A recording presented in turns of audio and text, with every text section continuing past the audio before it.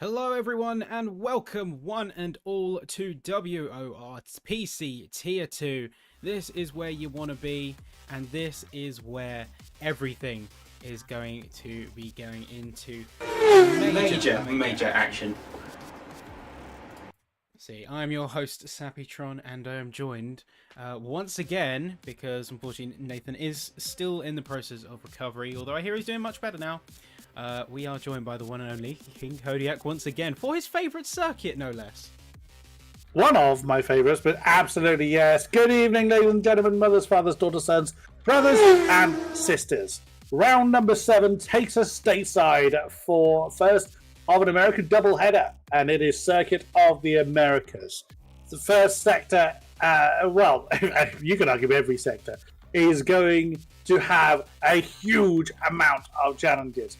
So much twisties going on in Sector 1, then a big straight to lead them into what feels like a never-ending set of twisties to see out Sector 3. And this is going to be a fantastic event.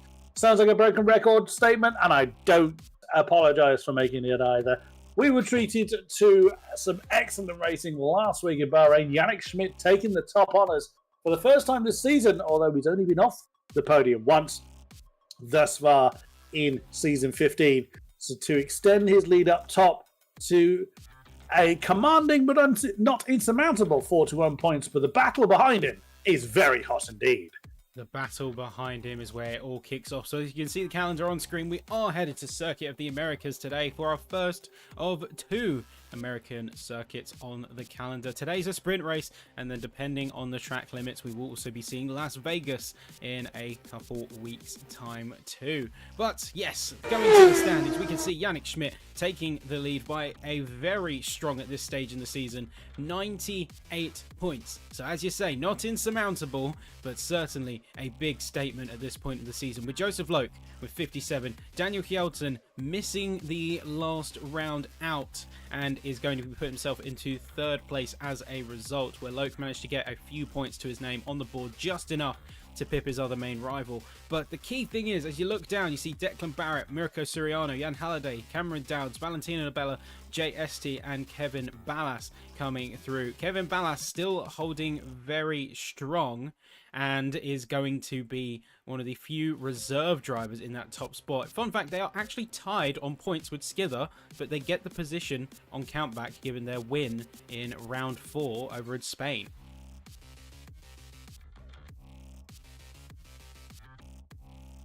So that is where we stand, and that is where we currently sit and stay. So looking at the rest of the order, although you only see the top 10 on this graphic, we've got a few drivers who maybe were looking to prove themselves. We've got Louis Welch, for instance, who's only had 2 points finishes out of 6 starts. We've got Bogdan Moldovan, who's had 2 DNFs and only 1 points finish. We've got a few other drivers around the board, but really the focus is on these top honours. Very true indeed. But let's not forget that whilst consistency certainly has reigned true for Yannick Schmidt, we have had some surprise results. Tycho Hardy taking his first podium of the season last time out with an impressive 3rd place in the Haas. Second, going to JST.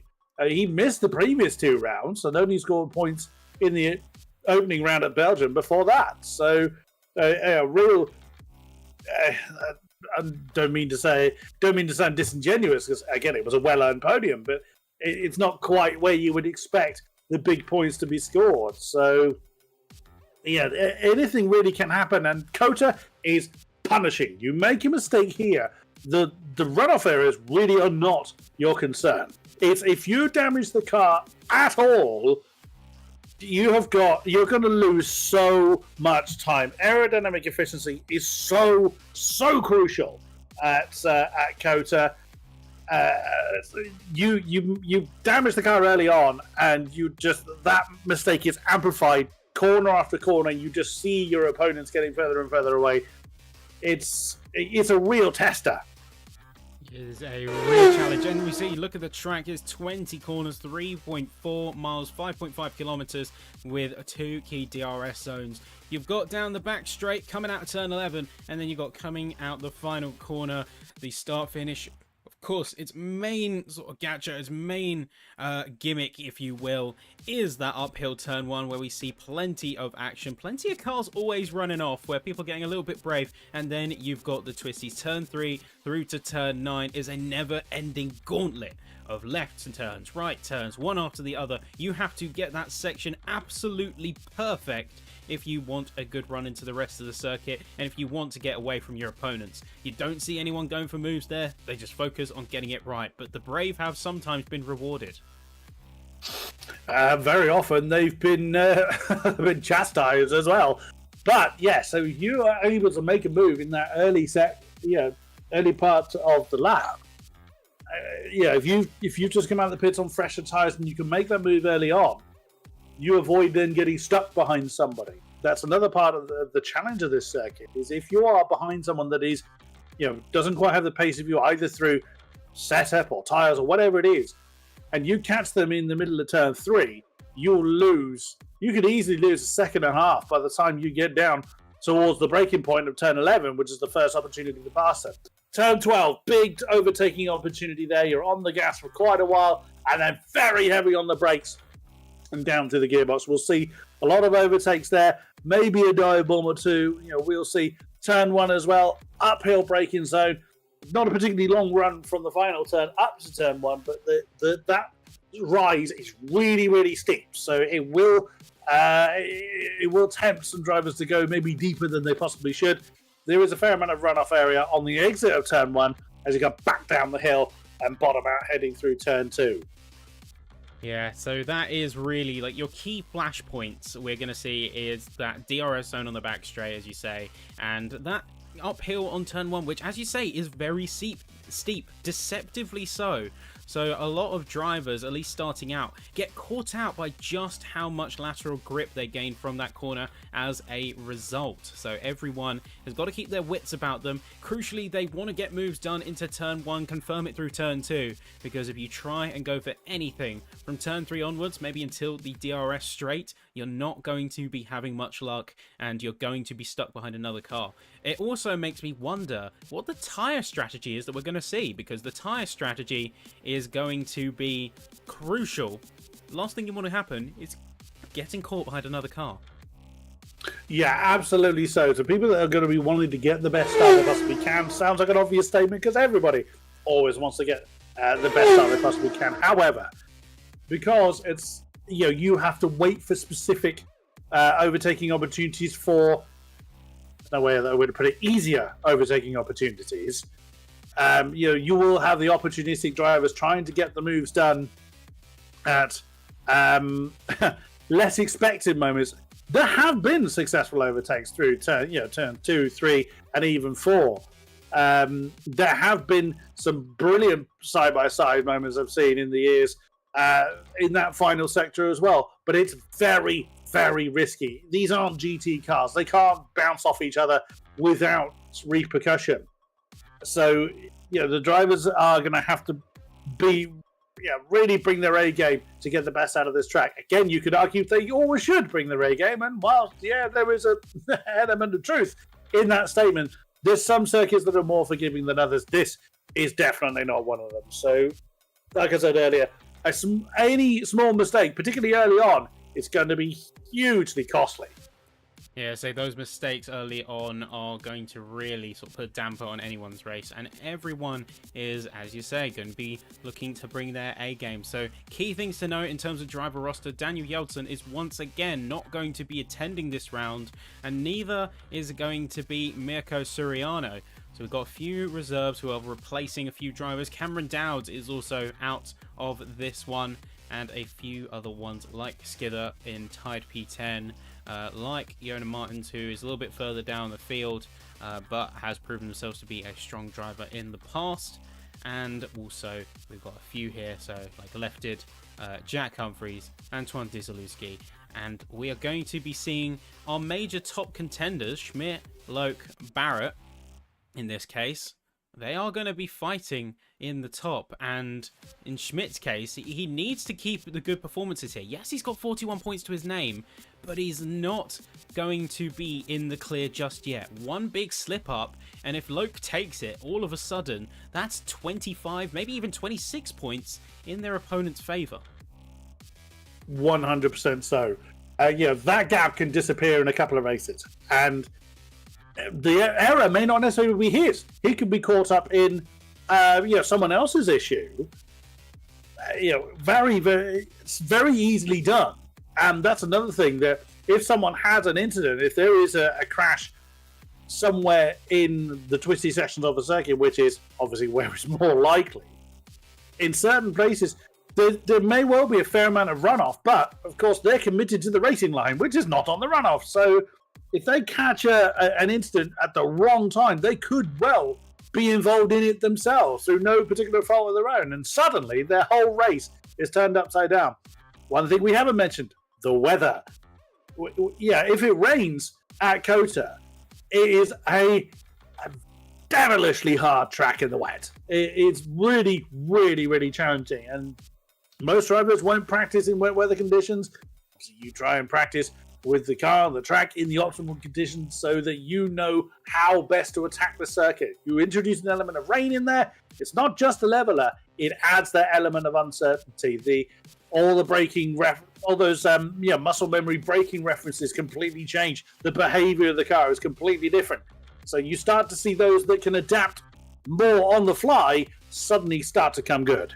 Yeah, those adaptability aspects are going to be crucial for a lot of them, not only for wet weather running should that come to pass, but even just more simple things like being able to keep your car under control as your grip level evolves, as you go onto different tires. You might be used to old mediums, and then getting onto fresh softs is going to be a massive change, for example, and that is going to be something where the drivers are going to have to adapt and adapt fast. We are just moments away from getting into the race and into qualifying itself. Remember, there is a sprint race, and we are going to see two opportunities for some much loved battling between all our drivers. The thing is, with setups as well, if the weather is different between the sprint and the race, they could be in trouble.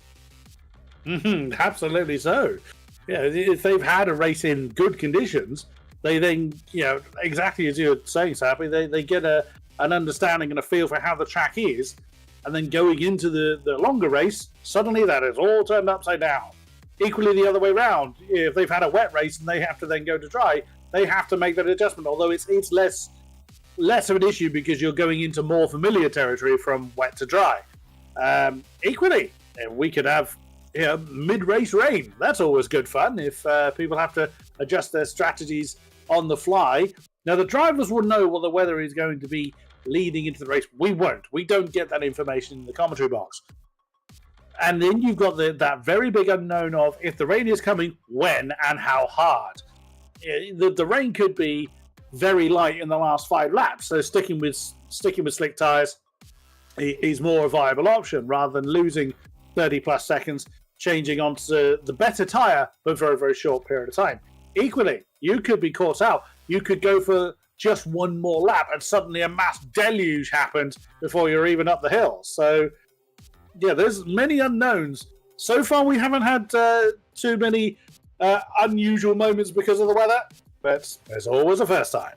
There is always a first, and the weather system on this game is very curious but also very fun. It works on a percentile based system, so at any given time interval there is a percentage chance of the weather going to a set condition. So for example, if it is 70% at the 15-minute mark, that means from this point in time it's 70% likelihood of going to rain in the next 15 minutes, and it sort of checks these every so often in order to determine the natural progression of weather. It's really interesting when you actually dig into it. But yeah, so it's terms of the weather itself, it is a little bit of an unknown to us, but we absolutely love it because it's always going to be a great equalizer for a lot of drivers and a great upset to a lot of unsuspecting teams where they may have engineers in their ear or not. It might be running completely solo. and they are going to have to adapt on the fly. But we are heading, and we're about to go into qualifying here in Texas for Circuit of the Americas. And hang on to your seats. Absolutely so. Now, those unfamiliar with the format, it is a one single 18-minute qualifying session that dictates the grid for the sprint race, the result of which will then dictate the grid for the feature race that will happen straight after. 10 sprinting laps initially, followed by a 28-lap race. If we have to restart due to the dreaded grid penalty, that will be at the end of qualifying. It won't affect anything. It will just make the gap in between qualifying and the sprint race that little bit longer whilst that is sorted out. What is the... Oh, okay. Mention the weather, and the weather does deliver. Oh, that's soggy. That is very soggy, very wet indeed. And that is going to be a big question mark on anyone's quali strategy. Because it looks like, according to my internal telemetry here, it's not just rain, it's stormy rain. And I'm not sure whether the race is going to be much better, at least according to my internal metrics.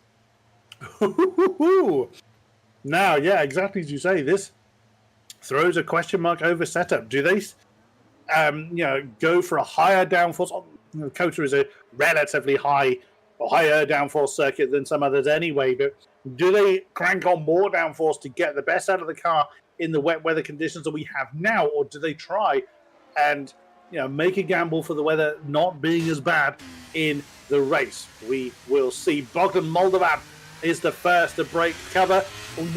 Not a surprise, full wet tyres going on the Mercedes. Yeah, those full wets are absolutely necessary. The extreme wet compound does actually see some use in league racing, unlike the real-life counterpart, which is always nice to see.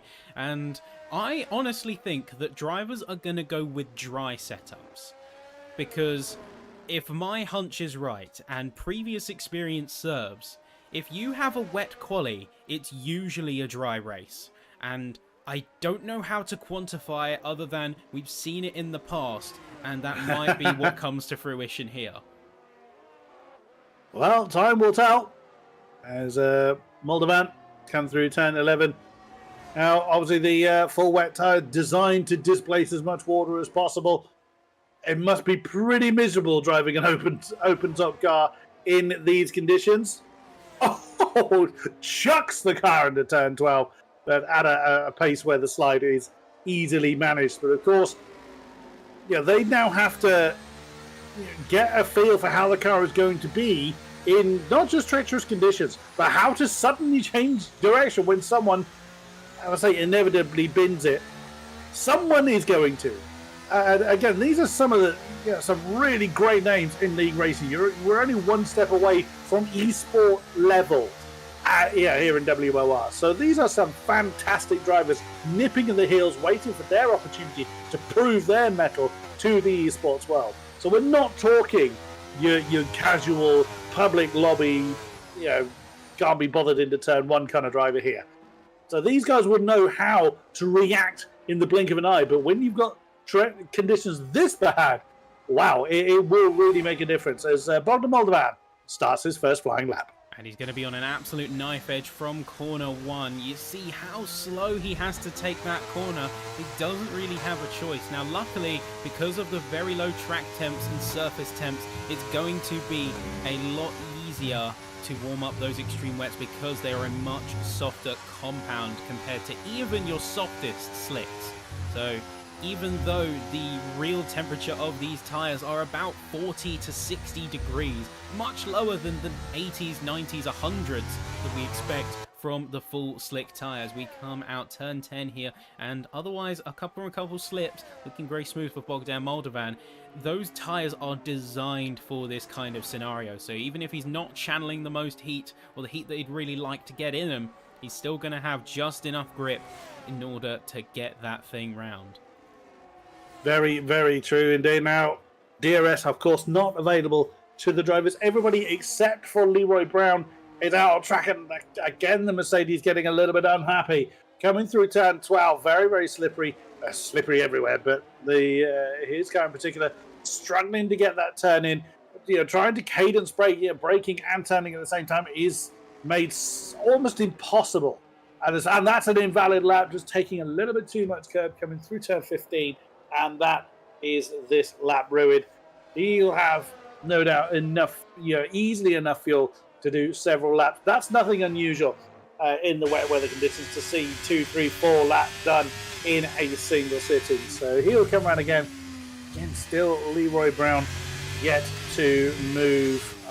It's whether he has a quali ban. It seems a bit odd that he hasn't moved yet, but maybe he's just waiting for the track to clear up a bit, hedging his bets on some easier weather towards the end of the session. Yeah, so Valentino Labella is actually going to be the one who is first to set a lap out on the field, and that is going to be a 148.8, so much lower pace than we are used to seeing. You've got both of the Williams who have invalidated their laps. Let's take a quick nip over at Louis Welch, who seems to be in good form. He hasn't invalidated his lap. He's going to be third to cross the line with a valid run. It is only going to be a 50.5, so still about 2 seconds off the pace, with Jan Halliday coming through the 48.9. So at least in these initial runs, everyone's just trying to get a feeler. The limits are so precise that you really are balancing on a knife edge, even with the improved handling model of these 23 generation cars. Leroy Brown has thrown the dice. He's come out on intermediate tyres in the McLaren. I would think you're a bit brave at this point in time, but he's decided to give it a go. And now that's going to cause everybody else to look at his time then as Lenny comes over the line, 148.8 for the other Mercedes. And everybody's sticking with the full wets at the moment. Tom now comes over the line, 148.489. Now the lap times will fall as the water is displaced. Yes, it's obviously being replaced fairly quickly. But there will be a slightly less damp line forming, so that the time will come down as the track, normally as the track would rubber in. Of course, that's not realistically what's happening here. It's just as the water is being dissipated. Nothing can dry a track besides infernal heat than 20 F1 cars going around and chucking the water around. I'm going to keep a close eye on Leroy Brown, see how he does, because that's very early for this gamble.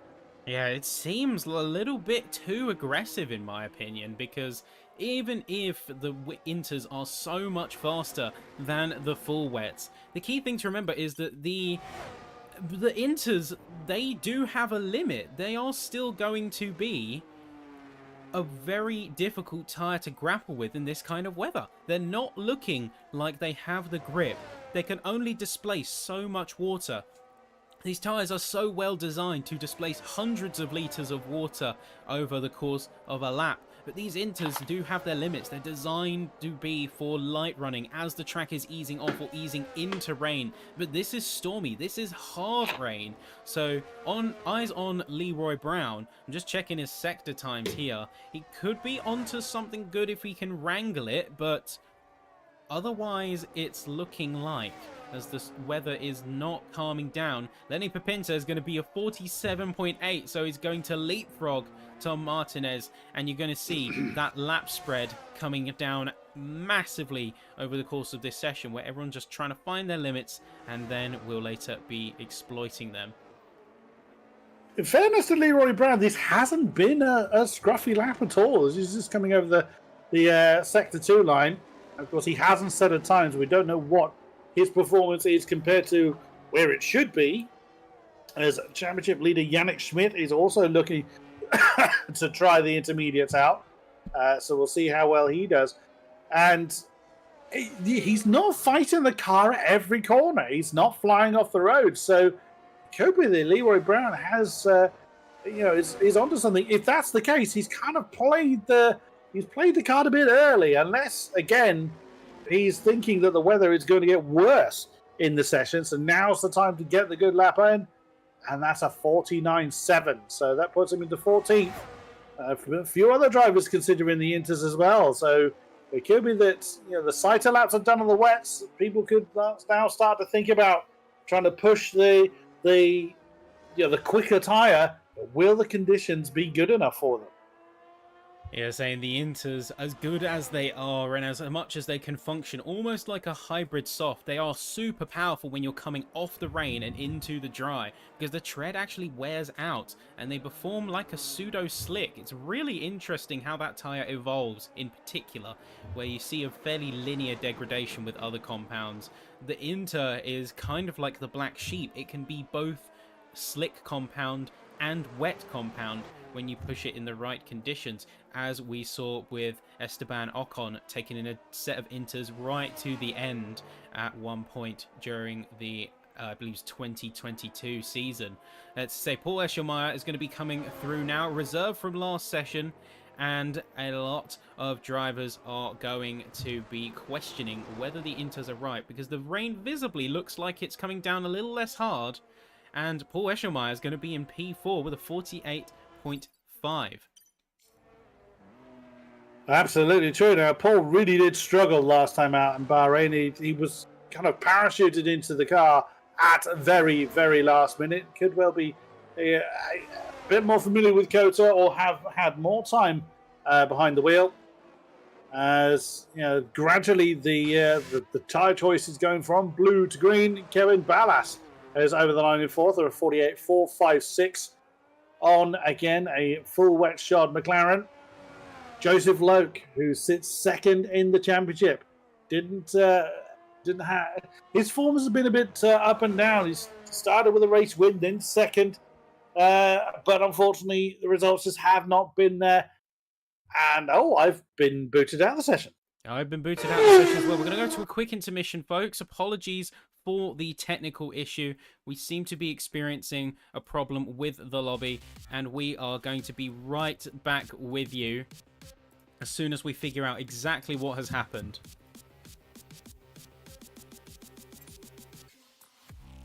I'm going to see what is going on. The lobby apparently is still there. So I'm going to see if I can rejoin, and then we will be right back into the action in just a moment. Very interesting bug coming out of seemingly nowhere there. Absolutely so. Well, I'm in the lobby, but I can't spectate it. You have to leave and rejoin, it looks like. I'm loading back in right now. Okay.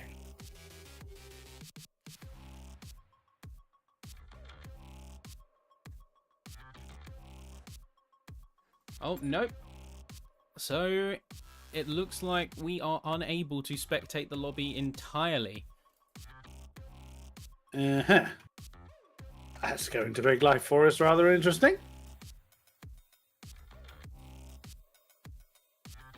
So this is a bit of a problem, as one might say.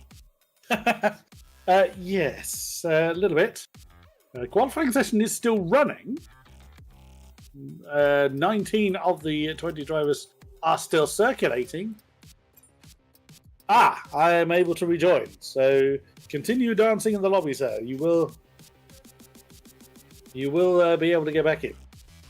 I see. All right. So we will.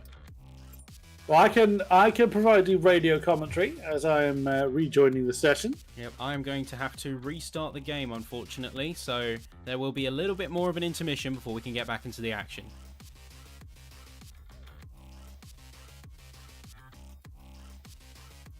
You might have to give us a little bit of the play-by-play, my friend.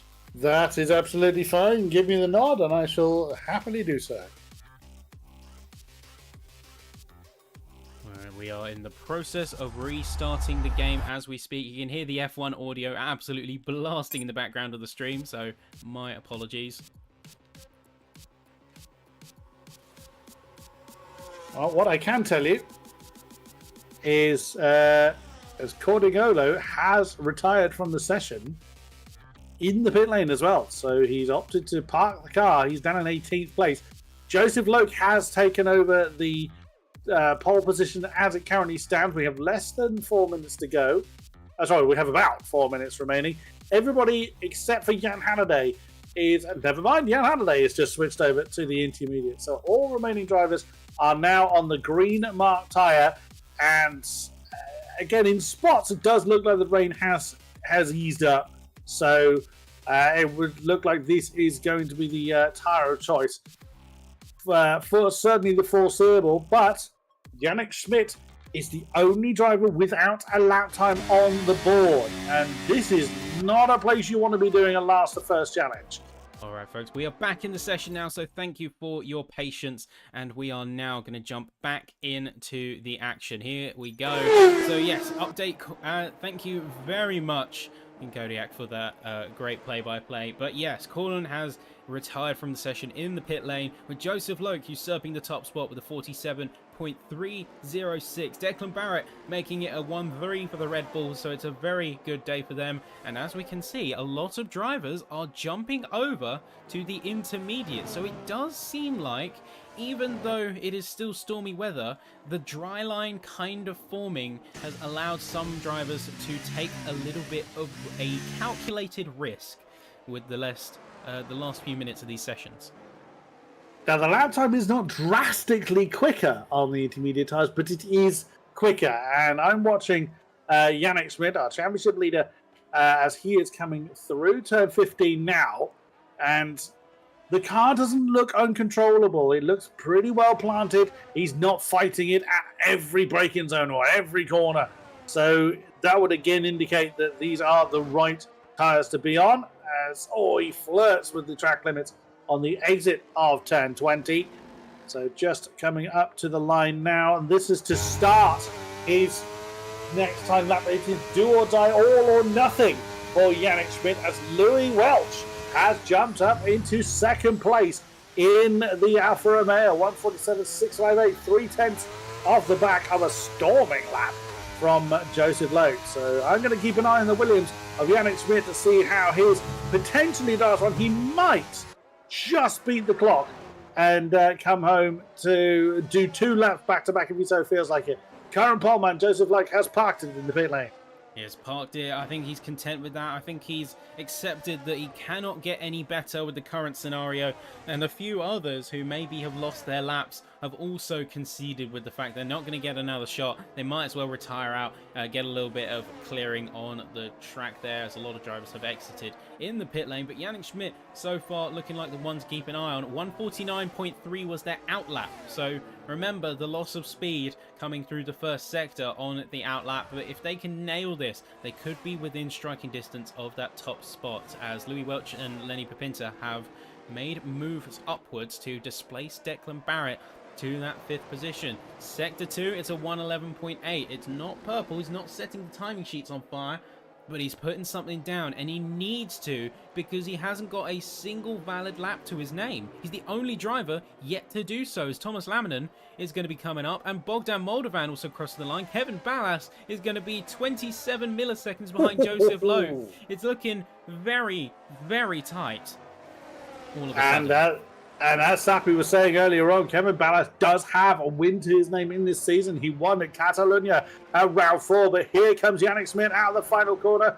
Where will this put him? It's not near the top at all. It is a 149.5, so that's lap hasn't gone his way. He has beaten the clock, so another 10 seconds ago before the flag falls. He can go again, or it looks like he is going again. Plenty of life in the ERS. Well, they're not. Deploying ERS is difficult in the way at the best of time. DRS obviously is fully disabled. Declan Barrett can do no more. He is 8th with a 148.258 to his name. It is purple sector 1 for Yannick Schmidt, so he is finding time out there on this second run. He's finding time on that second run. Curiously, he didn't use any of the ERS, so he was going fast enough to get a time on the board without sacrificing the lap. But yeah, just saving those resources perfectly. Andre Molnar now coming around the final corner. It's a 47.2. That is our new pole position here in this session. Can Leroy Brown do any better? He's a second up on his previous, and he's really pushing those inters on the ragged edge. It's a 47 flat. That is our new pole time, and this has set a statement. So to the other drivers on this field, they got to get a move on. Absolutely. So is another driver just coming around. Who is that going to be? Are they going to set a time on the board? I didn't see any movement in the leaderboards. I'm still keeping an eye on Yannick Schmidt. He's not hustled by traffic, so he should not be compromised. In the remainder of the lap, we're in the 46s by quite a way. Valentino Labella in the Ferrari. As another one's JST has jumped up into the top 5. Now Lenny Pepinta 46.4. So this is just track evolution really showing what it's made of. Joseph Loke 5 minutes ago was in pole, and it's now Yannick Schmidt by 0.4 of a second. Has anybody else got anything left in the tank to try and usurp him? The track he's getting quicker. Louis Welch over the line in 7th. A few more laps to complete. I think that is the end of our fast laps, though.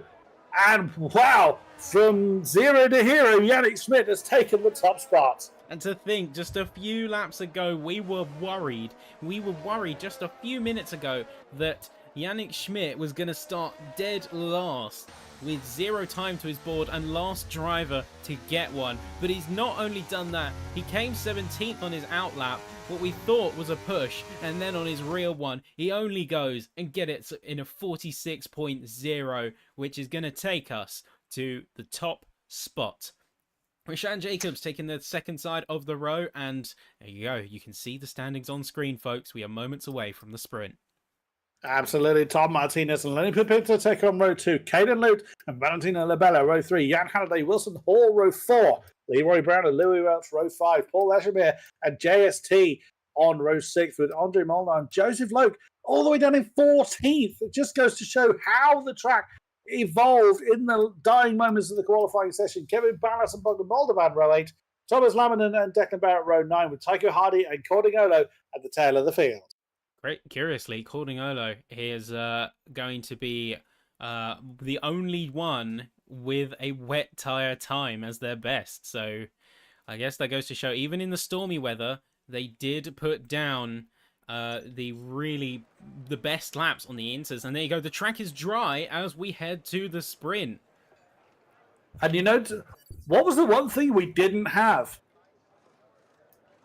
We didn't have a track limit. We didn't have a grid penalty. We didn't have an illegal blocking.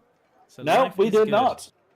So no server restart. We are going straight to the action then. 10 laps of sprint now await us, and that'll be followed by the 28-lap feature race immediately after this. So we're just waiting for everybody to frantically change their setups to the dry side of things. Hopefully no one's forgotten you can run a wet downforce, setup car on a dry track. Just don't expect to be towards the front.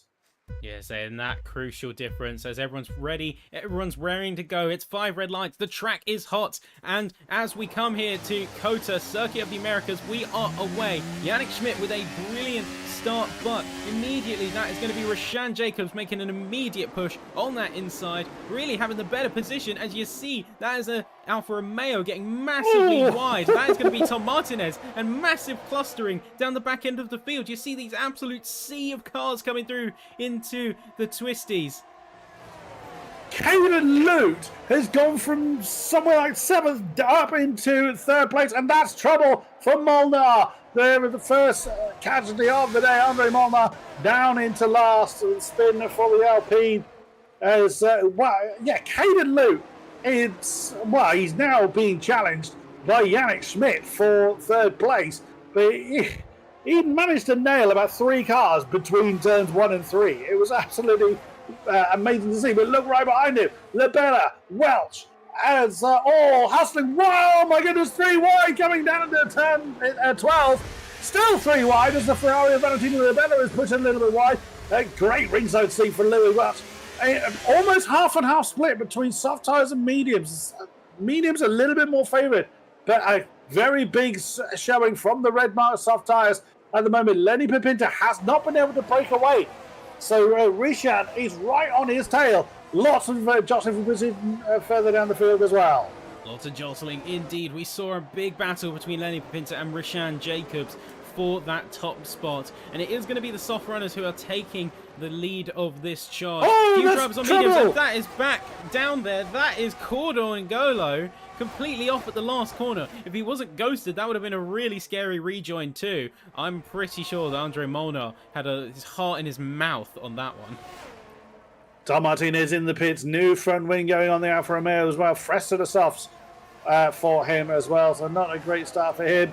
So yeah, a few cars suffering early maladies, which again you kind of expect in COTA, let alone in the sprint race.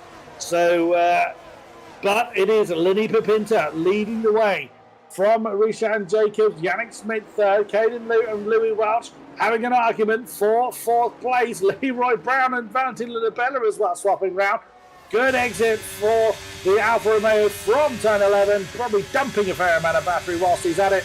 Well, he is indeed. He's only down to 22%. We're almost looking at 3 wide again, coming down into turn 12. The soft tires prevailing for the Alfa Romeo. Louis Welch back up into fourth.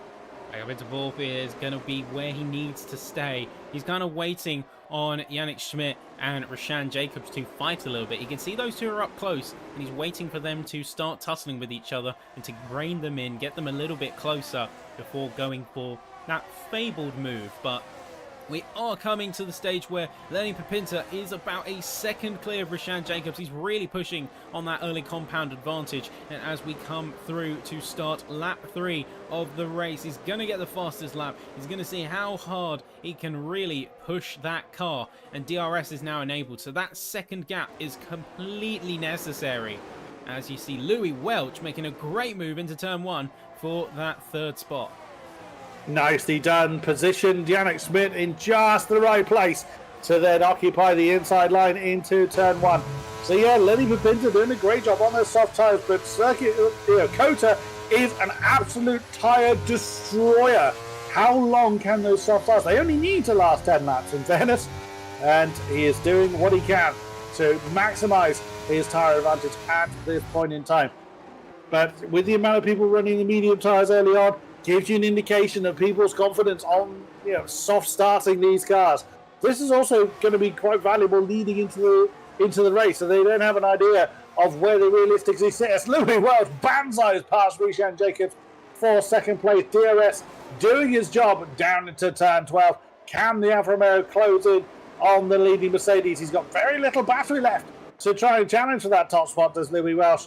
But either way, doing what he can to close in on that lead. I really do feel like Louis Welch played his hand a little bit too early here, because he's burnt so much of his battery, like you said, and now he hasn't really got much to create much of a meaningful breakaway. He has got the tyre compound, the advantage on that metric, but he's also got to keep his wits about him, because deploying the battery at the right times and trying to close that gap to Lenny Pipinta, who has had a fairly clean race and is doing much better in terms of the battery to boot, along with not having to deal with dirty air. He's in a really strong position. Louis Welch is going to have his work cut out for him. As you see a little bit further down, there's going to be sideways. That is Valentino Labella completely out of the top half of the field. They are going to rejoin onto the racing line at a very slow speed. They're going to make contact with Tycho Hardy. So they rejoin the racing line at a very low speed. I'm not sure if that is going to get picked up at all. I think there was impact between Joseph Loke and Valentino Labella there. I was actually riding on board with Leroy Brown just as it was all happening around him. Suddenly the Ferrari was sideways. Thankfully it ghosted, which then didn't take half the field with him as JST gets past Joseph Loke coming through turn 12. So, turn 11. So there's likely damage on the Red Bull. Is that going to force him to pit? We will see. Meanwhile, further up front, Rishan Jacobs keeping Louis Welch company up front. There's so many places you could potentially watch. Look at Jan Halliday as well in the second of the Astons. He's got a lot of company behind him, but he doesn't have DRS off in the back of his teammates, so he's going to have to push quite hard to close in on that queue for the lead. Yeah, that DRS is going to be so powerful, with two fairly large zones and the rest of it being made up by high lateral G corners, like the twisties, like the turn 1s, that are just going to be absolutely wrecking those tyres. You're going to have a pretty high downforce setup on this track anyway. There's not really much in the way of stretching its legs, and even though you do reach speeds of over 190 miles an hour, the real area where you need to focus on is just having that lateral grip while balancing your tyre degradation. Also true, but bear in mind as well that you don't have very many braking zones here in Circuit of the Americas in these cars. What that means is they don't have very many opportunities to get much power back into the battery. So they have to be very, very careful about how they deploy that energy. So Louis Welch, his battery is in the single figures. He is pretty much done as far as challenging for that top spot. Lenny Pipinta just needs to keep it going. He's got half the battery energy still in his battery. So he doesn't need to worry about it too much. Louis has got nothing to defend with. And we know how powerful the DRS is. Or if you watch with, here comes Yannick Schmidt. He's got one. I wondered if he thought about getting two there. As Rishan Jacobs probably caught a little bit napping there by the championship leader. And that's Yannick Schmidt in the Williams up into third. He's already sizing up the Alfa Romeo ahead. He's really sizing up his competition, sizing up his opponent. You can see how close he's getting. Rishan Jacobs made the mistake of focusing too much on what was ahead of him and trying to play for that, not realizing that Yannick Schmidt was waiting in the wings, waiting for him to let his guard down in terms of a rearward defense and jump straight ahead. And you can also see the little bit of communication between the drivers as that flashing light is all the signal that Yannick Schmidt needs in order to go for a bit of a move down the inside, heading up into turn one now. He's going to have it on the left. He's going to get it done. And that is Kevin Ballas retiring in the pit lane for this session, following what can only be described as a turbulent sprint so far. Absolutely so, and Louis Welch isn't prepared to just let Yannick Schmidt dance off into the distance. He was already kind of peeking around the Williams ahead of him, but you can now start to see the tyre life difference between the mediums and the softs. Louis got no answer to Yannick in the twisties of Sector 1. He's already built up 4 tenths of a second near enough before they get to the braking zone of turn 11, and Louis got no answer. Yes, he's very empty on the DRS.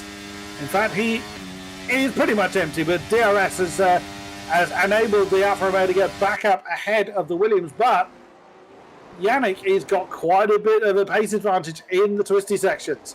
So Louis Welch is, I think you're absolutely right. He's played his hand very, very early, potentially. He's going to have to defend like an absolute demon for the rest of this race. But there's only so much defense you can offer. Like I say, you've got very little in the way of big braking zones. You've got a couple, yes, obviously turns 11, 12, and 1 being your obvious ones.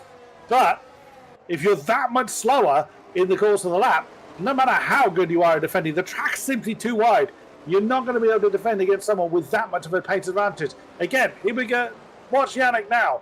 Just breezes past Louis. Louis knew he had no defense. He didn't try and hold on to the inside line, didn't try and slow them both down. He knew full well that that particular move was done. His best hope is to hang on to the back of the Williams until he gets an opportunity to try again back into turn 12. And turn 12 is where he's really going to be banking all of his moves on. As, like you say, Louis Welch, he is going to be kind of weighing up his options from this point. He's got no battery. He's got soft tyres that are starting to fail under him. We're seeing the mediums really come into play here, where those softs will have been chewed up by this stage and really lacking. I did have an inkling that the medium tyre was going to be the one to play for, but I didn't realise that it would come this quickly. And with Welch having no meaningful tools and not wanting to make any illegal moves, weaving on track, making multiple moves under braking, etc. You don't want to be in that position. I do not envy where Louis Welch is right now. Absolutely. So look where Joseph Loke is. He's in a real tango. 3 cars all side by side coming through turns 13 through to 15. They're still going at it. Goodness me. So you got Tycho Hardy, Joseph Loke. You've got another 2 cars. I think it's Labella and who's the Moldavap is the 4th one in that particular quartet. They are going at this. May not be points on offer for positions down there, but they are really going at it pretty well. I can give an indication of why Kevin Ballas has left the session. He was having synchronization problems. Drivers were lagging all over the place for him. He feels he's inadvertently caused an incident with one of the Ferraris, so he's taken the sensible decision to park the car. Yeah, and I think that is kind of a testament to character as well. If that is the case and he is doing desync, I think having the bravery to say, look, I'm desyncing, I don't want to be a hazard on track, I'm parking the car. As much as it hurts your own race, it really is a test of a strength of character. As we can see Labella, who may be the one who was affected in all of that, or maybe it was an incident earlier, but they did drop down the field massively in this sprint race. We do have a couple of drivers who have wanted to make up some time, want to make up some places. You see JST is going to be going up into 8 after a move on Paul Eschenmeyer. But it looks like it's not going to be out of the woods yet, as there is a massive trade around this little middle pack. Yeah, that is Declan Barrett under pressure from, Thomas Laminin under pressure by Declan Barrett. Again, we're seeing the tyre advantage very much in the hands of the medium runners here. Declan Barrett trying to apply pressure, knowing that the soft shod AlphaTauri has got no real defense against it. You need to be sensible. You can't just banzai the inside of someone in the middle of the twist. It's going to send you both off. But that is where you apply the pressure. As Louis Rush, again, no defense against Rishan Jacobs as the lead AlphaTauri jumps up into 3rd place. Look at Yannick, 3/10 behind Lenny Pipinta with 2 laps to go. And I think he's all been playing into his hands right now, because Yannick has got the battery to at least make some move in these last few laps. He's only got 25-30%. But the crucial thing is, at this stage of the race, that's all you need. That's all you need, realistically, for a couple of good moves and a little bit of defensive pips through what you recover through the braking zone. Lenny Pipinta is doing a little bit better, 40% average on his battery, 45% through some of the braking zones. But the main thing here is that the tyres are starting to fall away. And you see a massive push coming in from Yannick Schmidt heading into turn 12. He's deciding now is the time. Yeah, Leroy Blanc just got absolutely mugged by Declan Barrett and Thomas Laminin coming down and towards turn 12. Again, no answer to it. The soft tyres have had their day. You've got to give it to Lenny Pipinta. He did his best to keep those tyres going as long as he can. As Jan Halliday and Wilson Hall side by side coming through turn 15. Nicely done. A little bit of a bump, but no harm and no foul there.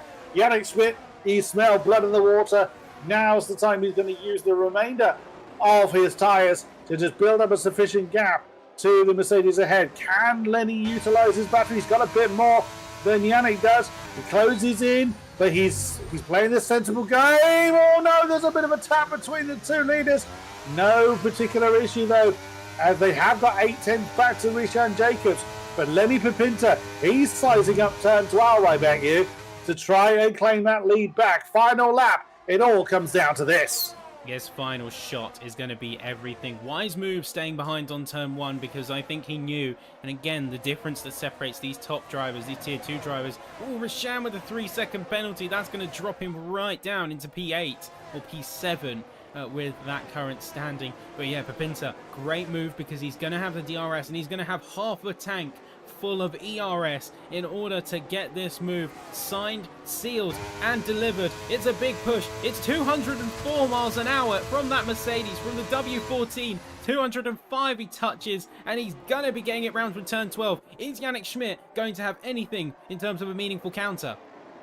That's the question, isn't it? Is that whilst he may have the tyre advantage, trying to overtake through the twisties is questionable at best. And bear in mind, this isn't the feature race. This is only the sprint race. But let's see what he does. As Wilson Hall and Jan Halliday continue their argument for 6th place. The Williams is just half a car, not even half a car length behind Lenny Pipinta, who's led almost the entire race down towards the final turn.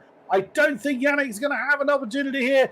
Your winner for the sprint race here in Kota is Lenny Pipinta in the Mercedes 2nd. Yannick Schmidt 3rd with due to penalties is Caden Lute in the Aston Martin. And what a final shot at the end. You see, even when the AI takes over, we are going to be seeing them go side by side. That's the margin. That is the margin that could have separated this. A single corner, a single DRS zone is the difference between Pipinta and Schmidt taking the sprint here, as Tom Martinez is going to be the last one to come across the lines, just coming around the final corner now. That Mercedes takes top honours here in the sprint, and we have got Rishan Jacobs, who wants to contest the warning and subsequent penalty. So we're going to see if there's going to be any stewarding actions as a result. And we'll be right back with you. There you go, let's say you can see the 8 points, the crucial points being awarded to Pinter. Schmidt with the 7, Caden Lew with 6, Louis Welch with 5 points, Wilson Hall with 4, Jan Halliday, Rashan, JST, and Paul Eschelmeyer just missing out at the bottom end. And you can see the rest of the drivers sort of filing in suit. But this is going to be where drivers are now sitting in their quali. Well, this is the proverbial quali for the feature race reality. So the Pinter is going to be starting out front. No, well, the answer given to the restart was no. This is quite simply. So, it's a shame, but that is the nature of the beast.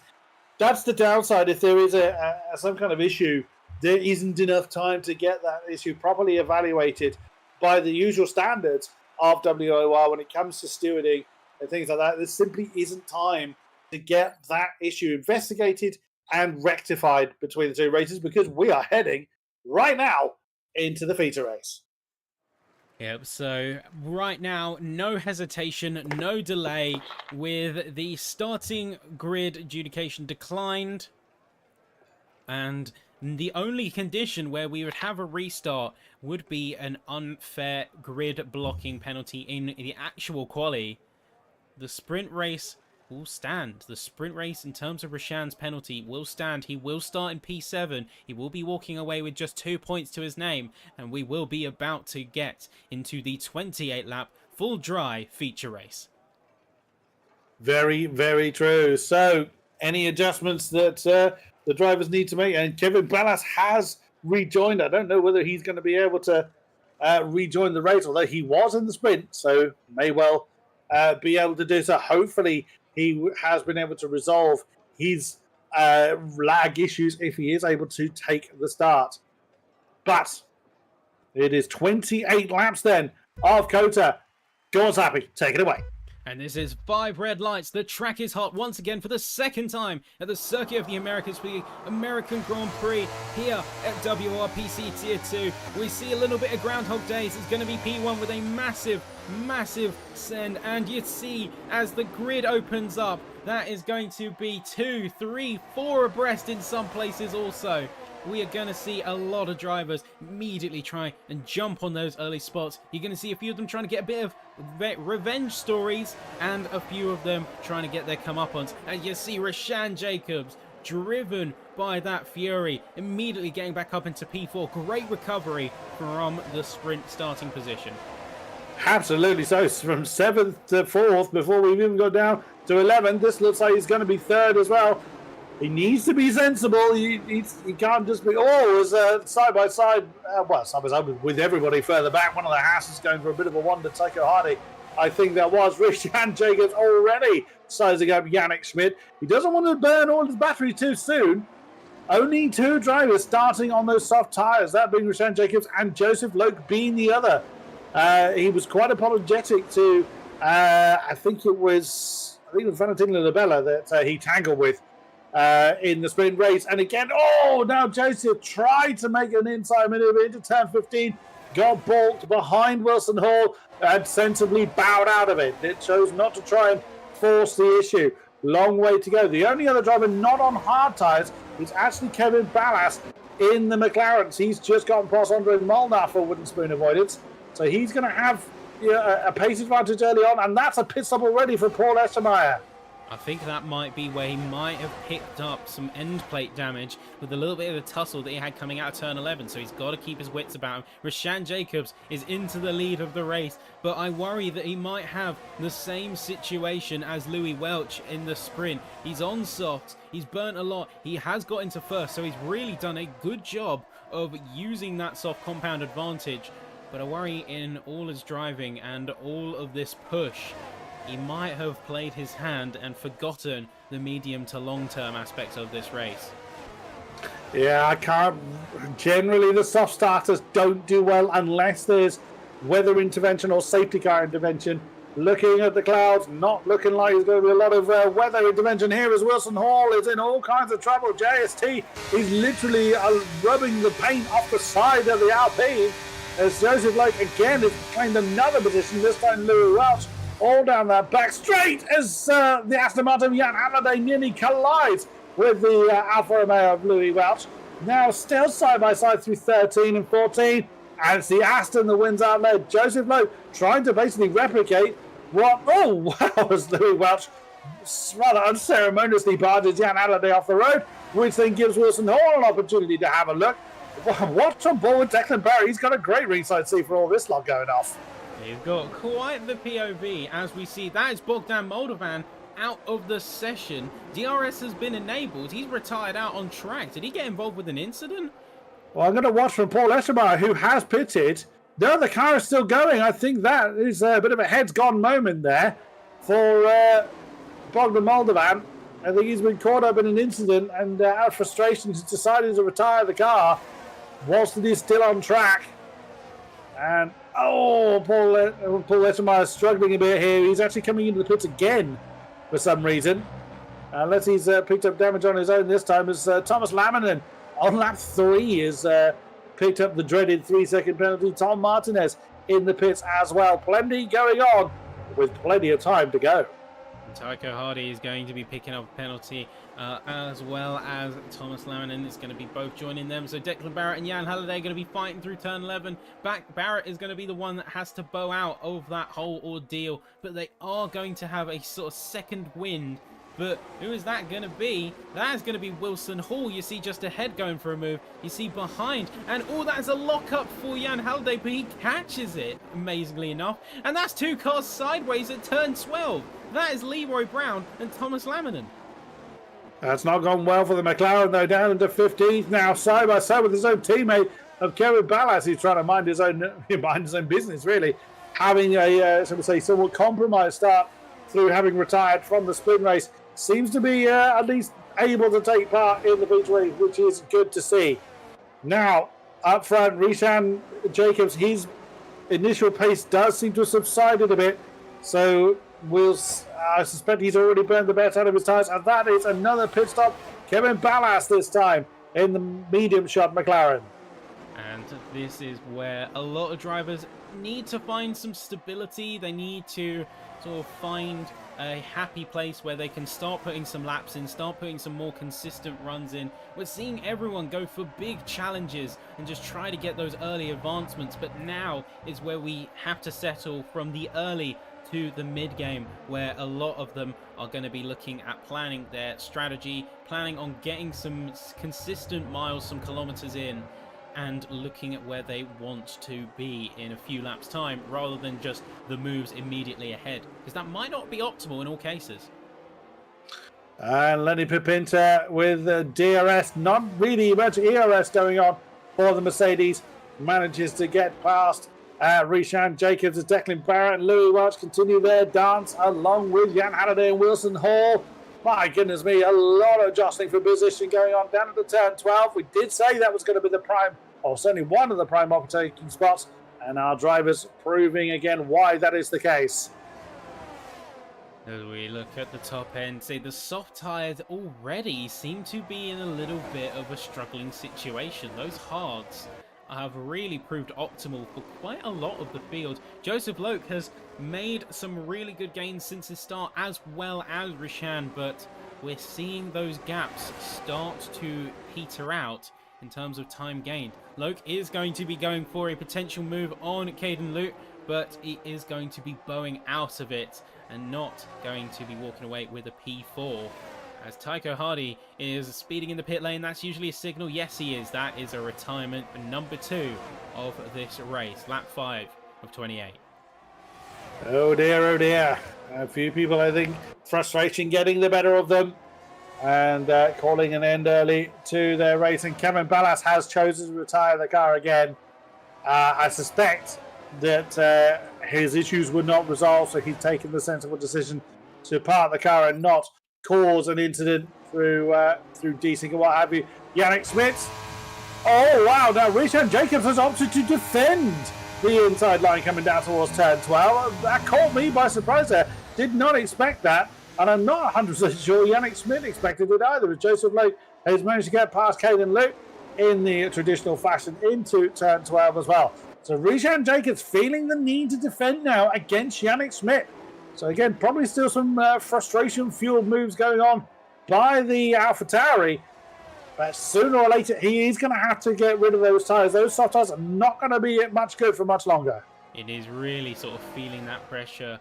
Like you're saying, being compelled to defend by the Williams' attack is certainly a signal to the mental state of the AlphaTauri over Rishan right now. He's looking for another potential move, but he's opting not to push. He's going to hang back, and he's going to focus on retaining his battery, retaining his resource. Like you've said times before, the battery is so crucial because there's not many chances to gain it back.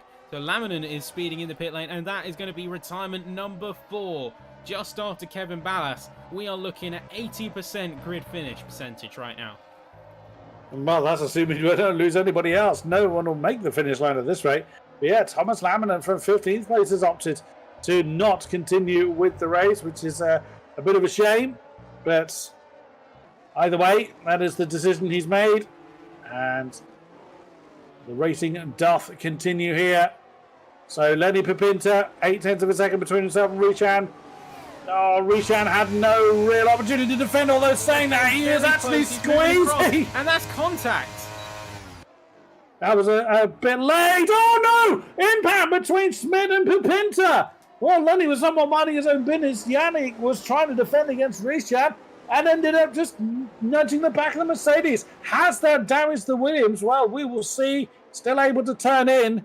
It's going to be interesting to see whether Yannick Smith now is going to struggle a little bit more in these corners. Unfortunately, I don't get any readouts in terms of the data. They're not sharing any data when it comes to their cars. Understandably so. They might not want to share their setups. They might want to keep things under wraps for that crucial advantage. But looking at the rest of these drivers and looking at where they currently stand, you've got a few infighting battles across the field, but no one is fighting as aggressively as Rishan, Schmidt, and Lenny Pipinta's kind of getting caught in a little bit of a crossfire because, as you said, Schmidt was just trying to defend where Rishan moved across quite a lot of the track there. And I have also seen a couple of moves where that one car width rule hasn't always been observed. Yes, sometimes in the heat of battle it's easy to forget that particular rule. As a 3-second penalty for Yannick Smith. Now, that's not necessarily going to drop him too far down from where he is. And if he continues, as he gets a bit of a snap of oversteer there, getting into turn 11, that's put him off from his attack on Rishan. But what that does is it's going to make it very difficult for him to try and maintain pressure on the top spot. Here comes Yannick Smith. No DRS for Rishan Jacobs. Oh, my goodness me. They nearly come together in the braking zone of turn 12. Yeah, Dave Wilson Hall still continuing their dance for 6th position, as they have been all race long so far. Leroy Brown and Cordingodo are arguing for 13th place as well.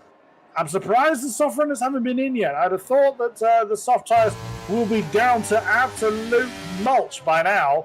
But we'll see how much longer they are going to continue. And Rishan again, the tail getting very lively on the exit of turn 19. So that's an indication that there ain't a lot left in those rear tyres in particular.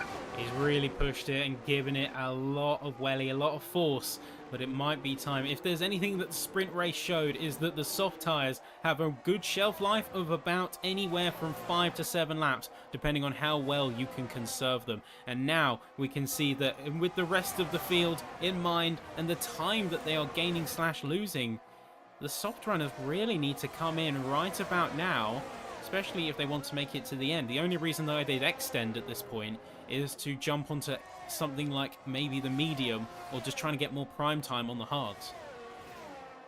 Absolutely so. As the top 3 through onto the back straight once again, and riding on board with Rishan Jacobs. He's just lit up the rears, and that kills his momentum trying to get off after Yannick Schmidt.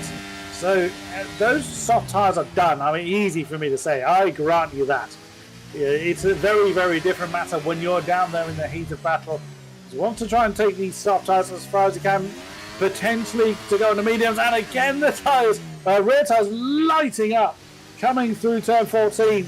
Caught it very well, but there is just nothing left that's giving him any significant grip in that AlphaTauri. Is he going to come in this time? Through turn 19, the tails wagged on every occasion after him. No, he is choosing to continue. He wants those medium tyres. He doesn't want to go anywhere near the hard tyres. That is my guess, at least. I think either that or he's just so focused on retaining track position and he's not a second out of contention yet.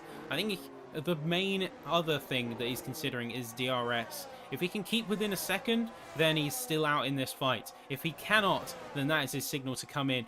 Curiously, the front right is taking an absolute punishing on all of these cars because we're seeing in the case of Rashan Jacobs, that front right is going anywhere from 100 to 115 degrees. That's internal and carcass as well as outer. So he's absolutely frying these things and putting them through the ringer to try and keep contention, try and keep pace. And in the end, you can see 1.2 seconds. I think he might be out of this. But he's certainly out of DRS range. That's going to make his challenge towards the top spot that much more difficult. He's got to come in. We've been saying this for the last 3 laps. He's got to come in and get rid of them. Also, Joseph Loke, who's just leapfrogged Caden Luke for 4th position. Now, much less stress going on for the Red Bull, at least. He's had DRS off the back of the Aston Martin of Caden Luke for a while. So he's probably not been pushing so hard. An initial push to improve his starting position, yes, but he hasn't been pushing as hard, I dare say. I've been watching Joseph, admittedly, for how hard he's been pushing, but he more likely has got a bit more life in his tyres. Any life of the AlphaTauri pits? No. The same for the Red Bull, so they are confident to continue at least another lap. Obviously, Joseph Loke has done a much better job, as was said, of managing the tyres. For example, Rashan Jacobs, his internals are looking very, very hot. He's consistently overheating, over-pushing those tyres. But Loke, his tyres haven't stepped over 100 degrees. The closest that he's got is 101 on the front right, and that is only when he's really pushing. Compared to the 115, and this lap even pushing into the 120s with Rashan, you can see where the pace drop-off is really coming from. Yeah, absolutely so. And that is actually playing into the hands of Yannick Schmidt because he's almost mitigated his penalty already. That's assuming he doesn't get any more, of course. We've seen a few. We haven't had any more retirements for a while, which is good to see. And Joseph Logan really tiptoeing through that last corner. Looking a little bit further back, the big train behind Jan Halliday in 6th position, right the way down to Leroy Brown in 13th place. All of them on hard tyres. I think they're kind of biding their time at this point. No one wants to drive this particular train, so an unenviable position for Jan Halliday. He's got all the pressure of those behind. Now Yannick Schmidt is closing back in on Lenny Papinta. Now Yannick doesn't have any immediate pressure from behind. He can concentrate on getting back up into the lead, but he's got almost single digits left in the battery.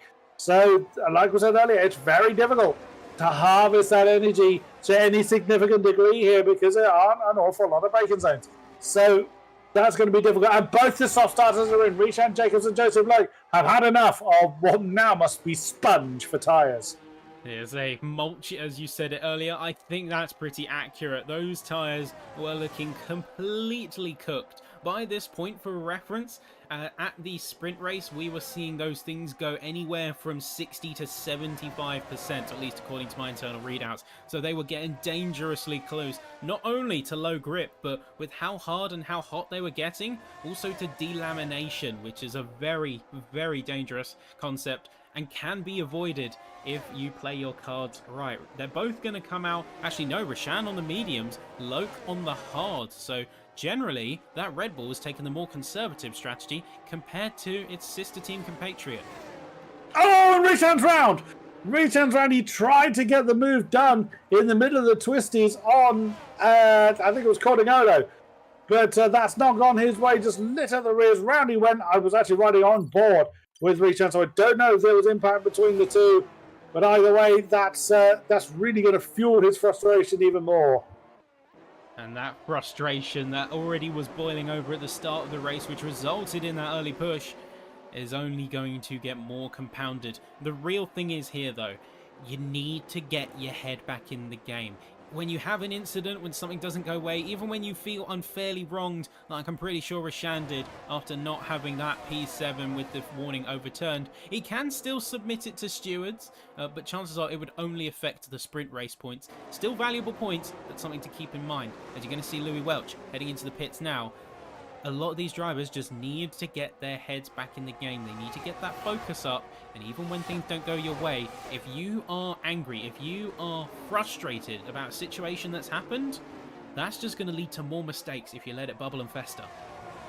Yeah, it becomes a self-perpetuating snowball somewhat. If you're driving angry, you're going to make more mistakes, which is going to make you even more frustrated. And that's what's led to a number of drivers just retiring the car rather than continuing along their merry way. And what has happened down here with Cordigolo? Oh, he's lost his front wing. He's got no front wing on the front of the Ferrari, so he's hit something, and he's got a whole lap. This is exactly what I was talking about, having an early issue. That thing is going to be like an absolute boat to try and steer, and he's got a lot of corners through which to steer it. And you can see just how much he's understeering and how slow he's taking that car. By comparison to these full spec machines, front wing included, it's looking like an absolute boat. It's pedestrian levels of speed by comparison. So Cordigolo is going to be fuming, I imagine, because he's got an entire lap to contend with that. It's not like he had it in turn 18 and he can make a quick recovery. Very, very true indeed. As the two Alfa Romeo swap round, Louis Welch with those fresh tyres makes short work of Tom Martinez down into turn 12. Lenny Pipinta still doing a good job of keeping Yannick Schmidt behind. Could be that Yannick is not trying to make a move, as unfortunately falling off the road was Cordigolo. Could not slow the car down, or certainly couldn't turn it in at turn 12. But Lenny Pipinta is doing a great job of keeping Yannick Schmidt behind. But equally, Lenny might realise there's not a lot of point in him trying to push at this point. After the pit stop, I wouldn't be at all surprised if Yannick Schmidt just went absolutely all out to try and mitigate that penalty. Right now, he runs the risk of causing more harm than good. He's over 6 seconds ahead of Caden Luke in third. So he's looking good for a podium, if nothing else, at this point in time. So no point for Yannick Schmidt to push too hard too soon. But we'll see post pit stop. I think we're going to start to see the fastest lap balls light up with Williams when that takes place, as that's a quarter of the field now gone. Cordigolo has parked the Ferrari. I think he didn't really have much of a choice. I think he realised that short of Paul Eschelmeyer, he was completely out for the count. He had nowhere that he could really take the rest of this race. And sometimes it's a trade-off. Even though you want to finish the race, a lot of drivers often hang up their race suits when a situation like that occurs and just say, you know what, I'm going to save my energy. I'm just going to be lapping in frustration and anger. I'll save my energy, my mental space for the next one. So it's a trade-off in a lot of cases for the betterment of the future rounds.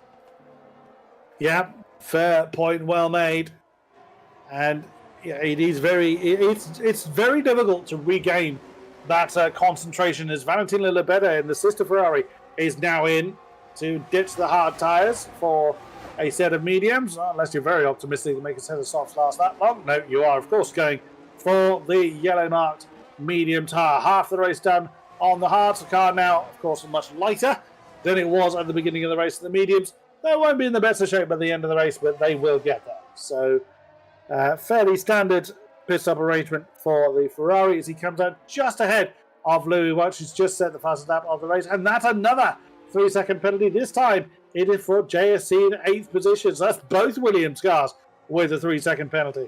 All we need is Tom Martinez now to get 3 seconds, and then we'll have a full 2x2. But let's not wish penalties upon anyone. Let's focus on the racing that we have at hand. And Yannick Schmidt is getting very close to the back of Pipinta there. But notice how he has recovered his DRS ERS to about 40% by this stage. Pepinta is nearly on a full tank, and I think the strategy from Schmidt here is staying behind to recharge his ERS, use the DRS to make up the deficit, where Pepinta might be pushing a little bit in defense, and eventually bring them to some sort of equal footing, some equilibrium. It's basically following Lenny at this point.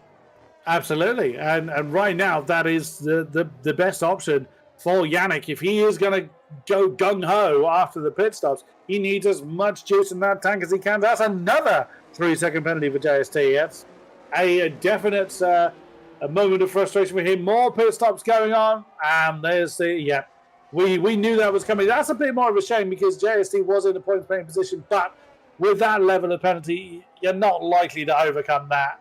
So I can kind of understand that that's the sixth retirement of the night here in Circuit of the Americas. I said it was unforgiving, and it is proving to be exactly that, as the Williams has come to rest in the pit lane. But several more pit stops going on, just the top 5 yet to see the pit lane.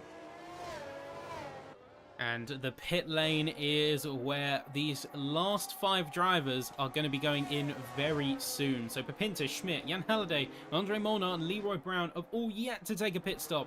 And they are focusing on track position now, or at the very least getting a few more laps down on the hard compound so they have more prime time with the yellow wall. I don't think anyone is going to be that overzealous to go all the way from hard to soft. I think that's a little bit too optimistic, as we've seen from the 2 soft runners in Loke and Roshan. So the hard to the medium looks optimal, and these guys are just trying to optimize that second stint, I think. I would agree. Let's see what they choose to do. Any sign of a pit lane dash. Also, they could be waiting for somebody else to pull the trigger first. Whatever you do, I'm going to do the opposite kind of mentality. The top 2 not bothering their pit crews, but a late dive into the pits for the Alpine, as Andre Molnar has chosen now as the time to get rid of his starting hard tyres. And that could well prove to his gain, but he's got a lot of time to gain. It was over 10 seconds separating the top 2 to their chasers behind. Yeah, and that undercut, you're going to have to pray that it comes in his favour, as a lot of these medium runners are closing the gap slowly. Molnar is going to be coming out all the way down in P12, as you see some movement down the lower end of the field with Labella dropping down to Declan Barrett. And it does seem like there's some mid-pack as well as one to keep an eye on, as we have Wilson Hall also teeing up a couple moves that they could be making on Louis Welch, who themselves has also got a penalty to their name. So I wonder just how much they'll try and fight. That's the question, isn't it? Are they going to try and push as hard as they can to mitigate the penalty, or are they just basically going to see how the dice falls? Well, again, the hot topic has been how much ERS energy they've got, and Louis Welch doesn't have a lot of it. He hadn't had a lot of it all day, really. He burned it pretty quick in the sprint race, and here comes Wilson Hall and also Declan Barrett to make his day even worse. Oh, bit of wheel rubbing between the Red Bull and the Alfa Romeo. But Declan Barrett has managed to wrestle 9th from the... Oh, and that's Yannick into the pits. I thought Yannick had wandered off the road suddenly because I saw the position change, jumped to the top, couldn't see one of the cars. The Yannick, championship leader, into the pits. And the question is, where is he going to come out? So he is going to go onto the mediums as predicted. He's going to try and undercut that top 3 slots and also serve... Oh no, they say that is going to be a little bit of a weird jump in the pit lane, but he's going to be coming out in P5. So he's really done well there in order to get basically ahead of the entire medium train, and he's going to be gaining time once those mediums are hot off the press. He's going to be gaining time in those top 4 in the hard. Very true. And ultimately, he stands in very good stead to undo that 3-second penalty, assuming he doesn't make it a 6-second penalty. We saw JST do that before he parked the Williams. Of course, the harder you push, the more at risk of those corner extension or corner cut penalties you are at. So he's almost done it already as Caden Lute swaps position with a return. Well, just about swaps position with Richard Jacobs as the AlphaTauri trying to stay in touch with the Aston Martin all the way down towards turn 12. Knows he's not going to make it work this time. Still 12 laps to do. There's still plenty of opportunities for people to make those big moves. And the question for the top runners is, are they going to head into the pits? That is going to be Lenny cutting across into the pit lane. So that's our race leader finally jumping into the pits a lap later than his main rival out on the field with Yannick Schmidt, who is themselves battling. They've caught up to Joseph Loke. Jan Halliday is also going to be jumping into the pits along with Leroy Brown. So these two, Yannick Schmidt and Joseph Loke, are the main fighters on track. And you see Yannick Schmidt is going to be going on the inside and completely passing not only the Red Bull, but everyone else that they were previously fighting with. Yannick Schmidt, Joseph Loke, and Lenny Pipinta make your top three right now. And Yannick Schmidt with the tyre advantage. It's everything is played perfectly into his hands. He's utilised the strategy and really thought about how the race will unfold. Hasn't let that penalty bother him, or if he has, we haven't seen it. And he's set now to just dance off into the distance with those fresh medium tyres on. But still opportunity for an upset. Lenny Pipinta, all he has to do is stay in 3 seconds. Doesn't have to challenge for that top spot, as he's just gotten past Joseph Loke. He's well within that 3 seconds. Doesn't have to close in on the Williams. The Williams has no DRS. He's not going to be able to have any kind of straight line speed advantage. And of course the tyre advantage is mitigated because Lenny has mediums on as well. 1 lap younger indeed. So all the Mercedes has to do, like it's a simple thing to keep up with someone like Yannick Schmidt. But he just has to stay inside that 3 second barrier, unless, of course, the Mercedes gets his own penalty. And we've seen that in the past, where someone trying to mind their own business ends up just crossing over the line that one too many times. And pushing it a little bit too much to try and reclaim that gap is all too big of a problem that so many drivers have faced and come a little bit too close. Like Icarus flying too close to the sun, drivers fly too close to the limit in search of those milliseconds, and it comes back hard to bite them. Hopefully Lenny doesn't make that mistake, as he's otherwise in a very good position. You may see the 3 seconds overturned if it's a double warning, an unfair penalty, but you can't bank on that. So Schmidt is going to have to put in the driver's life regardless of if he tries to appeal it. Yeah, but Lenny, he's going for it. He's pushing. He's not relying on steward intervention here as Tom Martinez in the pits again. Only 2 laps on those hard tyres. Alfa Romeo pit crew certainly earning their keep today. But Lenny Pipinta wants the position on track. He's not willing to just let the day play out. He wants to get that position himself as Declan Barrett cannons past Caden Lew into turn 12. Again, the traditional overtaking spot. Rishan Jacobs with that starting soft strategy not paying off for him now. He's down into 8th position. His tyre's older than the rest. But I'm keeping a very firm eye on the top. Only 10% percentage difference. But suddenly, that advantageous position that Yannick Schmidt seemed to be in is now very, very much under threat. And there, that under threat is going to be a big turning tide with the pressure absolutely being on. Pipinta with the fastest lap. You see the track light up purple, a commitment to his intent for how hard he is pushing. And he's really ringing out, extracting every ounce of performance out of that car. They're both on even keel. There's a few tenths between the two of them. Pipinta, though, looks to be overall just that little bit stronger. And by virtue alone of having the 3 second penalty to his name, Schmidt is really looking like he's on the ragged edge right now.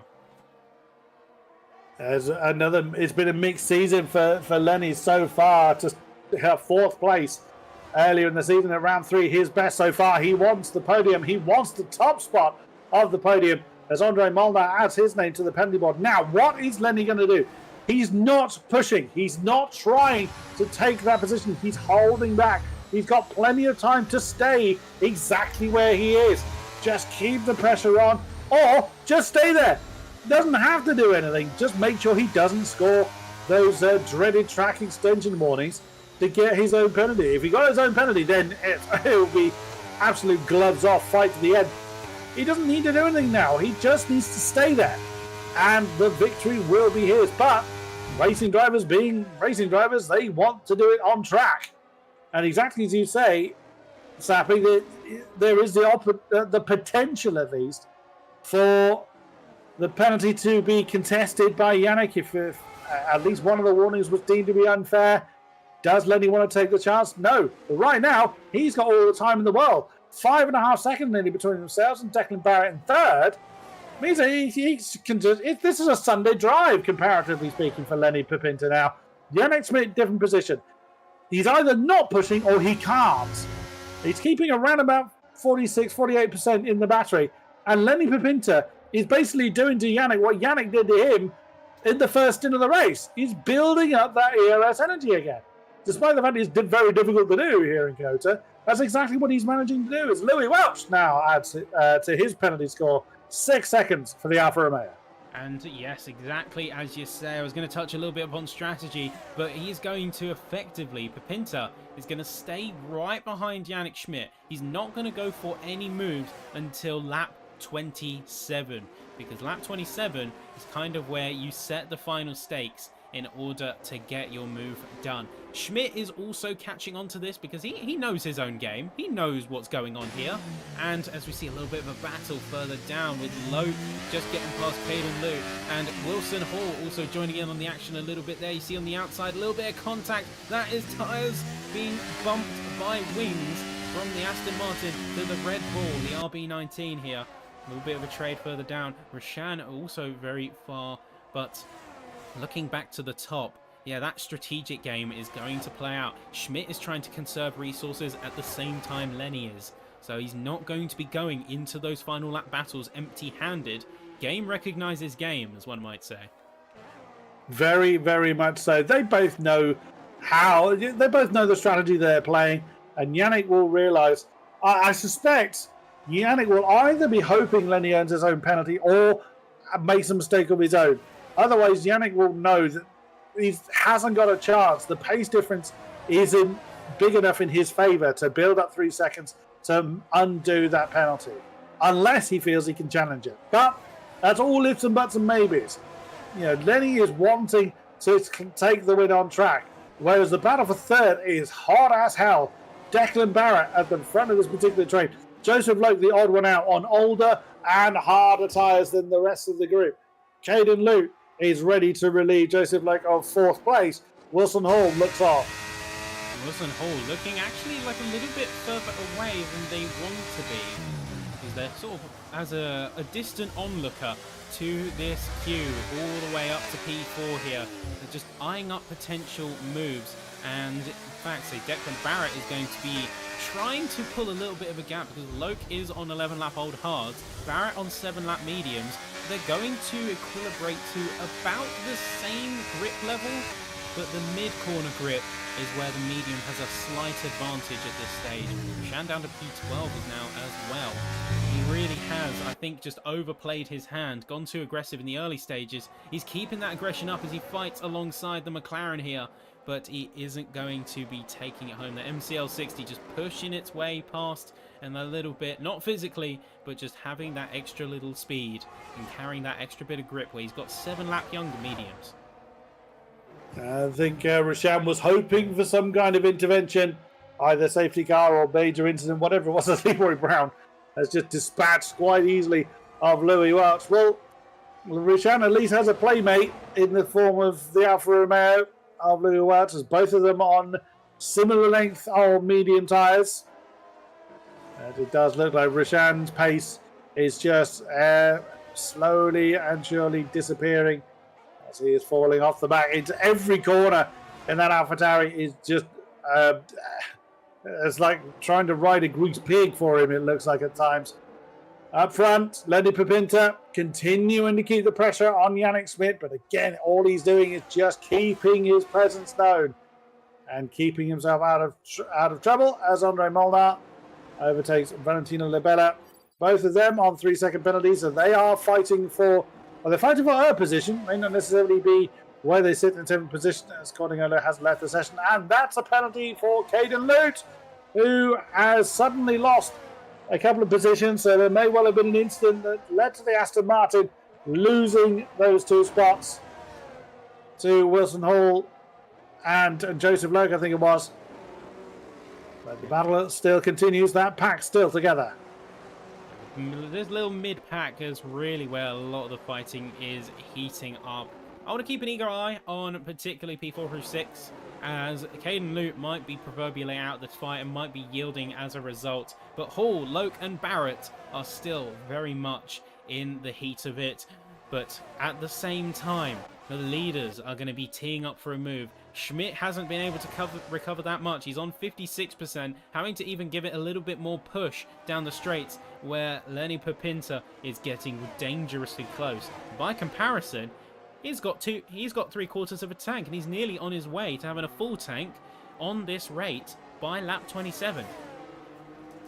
As good an exit from turn 11 as that was for Yannick Schmidt, the DRS just allows the Mercedes to creep back up to within a couple of tenths of the rear wing of the Williams. So again, and Yannick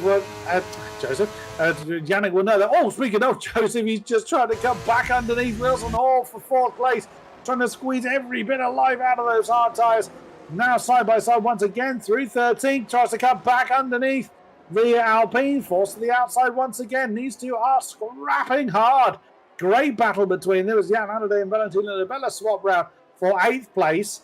But Joseph Loke having to lose out and just can't hold his Red Bull through the long double apex 17-18. As that's a car coming into the pits. Who was that? That was Paul Eschenmeyer bringing the hat in once again. Yeah, he's wheeling it home. He's just sort of limping the car back through as Rashan Jacobs is going to get 3 seconds to his name. It's not going to be that much of an effect on his final standing, but still, it's certainly a blow to the ego. 6 of the 14 remaining cars now have a penalty to their name, and we're not going to account for potential removals. But looking at this current scenario, we're seeing a few winners and a few losers. Big loss is Rashan. He had a great sense of momentum in the early stages of the race, and big kick on the rear for Wilson Hall. Could be seeing an opportunity for Loke there to regain time. But yeah, big winners and big losers. Rashan definitely being in that latter category. He had such great early momentum in the race, and I'm not sure what happened. He may even seem like he has damage to his car in some form, because from the halfway point of the race onwards, the pace just wasn't there. I think it's the tyres playing a bigger role in that. There could well be damage to his car. It did seem very, very loose to start with, so I think he probably tried to go for an aggressive strategy that simply hasn't worked, and that has seen Rashan Jacobs down into 12th, where he may potentially stay for the remaining 3 races. That's Tom Martinez adding his name to the penalty board. 3 seconds for him as the lead 2 come over the line to start. 26, 3 laps to go.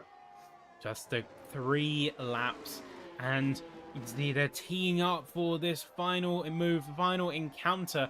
Now, Lenny might have actually overdone it on the recharge, because he's on the 90% teeter, and I've talked a little bit about this in prior rounds, but if you are on 90%, as see, that's Paul Eschenmeyer seemingly having a little bit of a wobble and causing a local yellow in Sector 3. If you are on 90% teetering on that, you need to be more aggressive with your use, because you're going to be wasting energy through hard braking zones.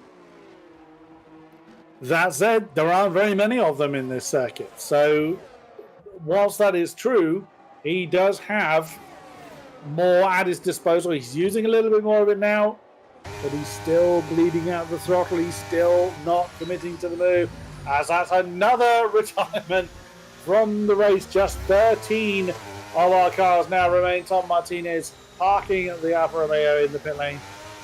But exactly as you say, Sappy, I think next lap is when we're going to start to see some shuffling going on. Well, Jan Halliday wasn't waiting for the next lap.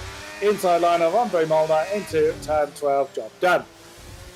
I think that might be a misplay though, because unless he can suddenly get out a second with 2 tires or 2 laps tire difference, I don't think that was the wisest move, because he's just going to get retaken on the DRS. So I think Jan Halliday having a little bit of impatience, going for a little bit of a misfire here. But there we go, penultimate lap, local yellow, as that's going to be Tom Martinez's car. Still going around on track. Hopefully will be ghosted though, so shouldn't be an issue. And you can see Lenny Pepinto is already teeing up for that final move with an entirely full ERS tank. He is going to be teeing it, and is going to be, feels like now or never, effectively. Well, he could leave it all to the last if he so felt like it, but with a full near enough tank, Paul Eschmeyer getting a fastest lap. Why not? He's on the soft tyres in the closing stages. Here they come then, down to turn 11.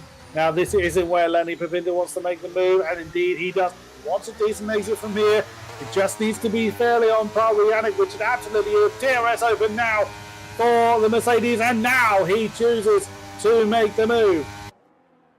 He's gonna and that is the lead then for Lenny Pepinto. He hasn't broken away too far yet, but now he has to. Well, again, he doesn't really have to defend. He just has to hope that they don't tangle in the latter start of the race.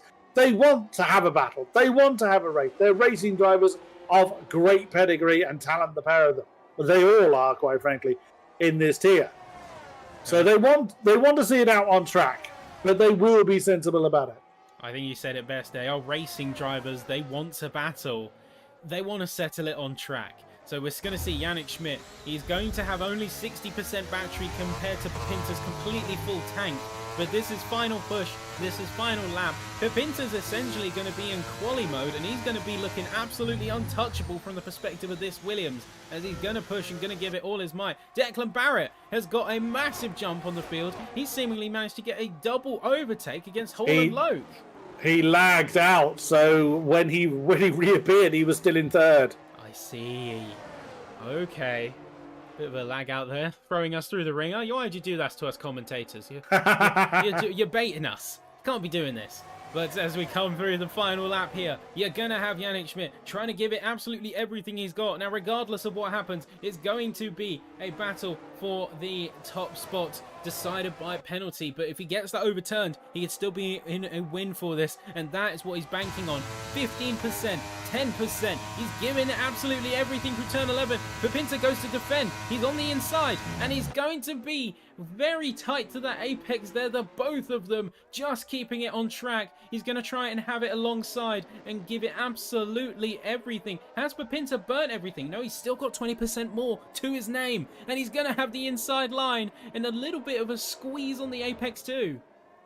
Oh, great stuff. As again, Lenny Pepinto cuts to the inside for the double apex right-hander. 17, 18, just 2 corners to go. Still side by side. Lenny gets squeezed by the Williams. Oh, and nearly loses the tail, but manages to keep hold of it. Crossing over the line first is going to be Yannick Schmidt, but penalty adjusted.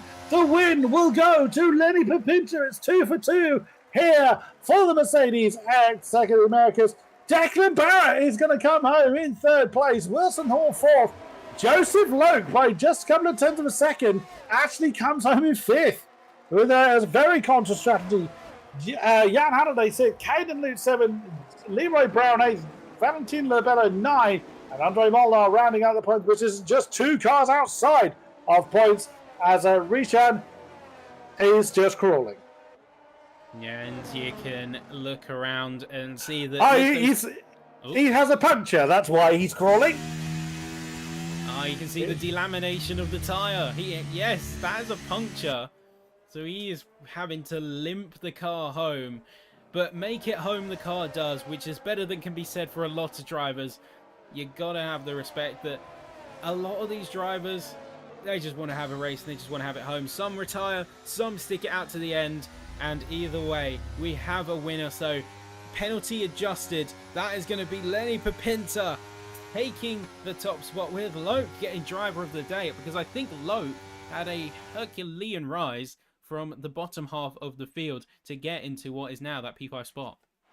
He did indeed. Some 10, 11 spots he gained overall from his starting position. So that's why the game has given him a fair drive as well on a strategy that was pretty much copying what Rishan Jacobs was doing, but it worked much better for the Red Bull. I think the Red Bull had a bit of an easier time in traffic than Rishan Jacobs did, but either way, it is top honours for Mercedes. It's a very smiley caricature there for Lenny Pipinta. So, top honours in both races for Lenny Pipinta. Nicely done there. Then Yannick Schmidt takes second, Wilson Hall third, Declan Barrett fourth, Caden Luke 5, Jan Halliday 6th. This is a combination of both the points as they stand combined with the sprint race, I should add. Joseph Lake, who didn't score in the sprint race, comes home for 7th overall with 10 points. And Leroy Brown 9, Rishan Jacobs in 10th, Valentino Labella 11, JST 12, Andre Molnar 13, Paul Echemer, everybody else essentially not scoring any points this evening. So Paul Echemer, Tom Martinez, Cordingano, Thomas Laminen, Taiko Hardy, Kevin Bellas, and Bogdan Moldovan having away pointless from 70 minutes. And that is going to where we call it wraps on the race. We're going to see if we can get a chance to chat with anyone from the racing roster. But I think with 8 retirements and a few more drivers going to be... It's going to be a little bit heated. So I wonder if we are going to see anyone, to be perfectly honest with you.